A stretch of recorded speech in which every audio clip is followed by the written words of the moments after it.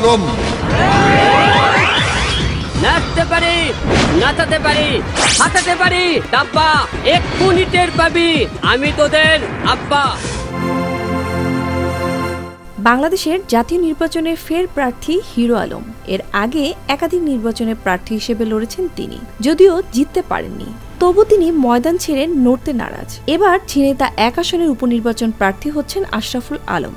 এই আসনের সাংসদ আব্দুল হায়ের আচমকা মৃত্যুর পর ফাঁকা হয়ে যায় আসনটি।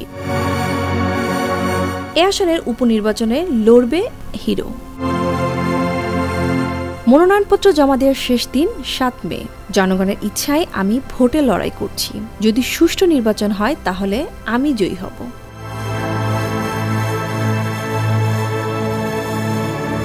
বাঙালি বিনা সালা দেখিয়ে দেব আমি খেলা, বুঝবি বাদশার ঠেলা।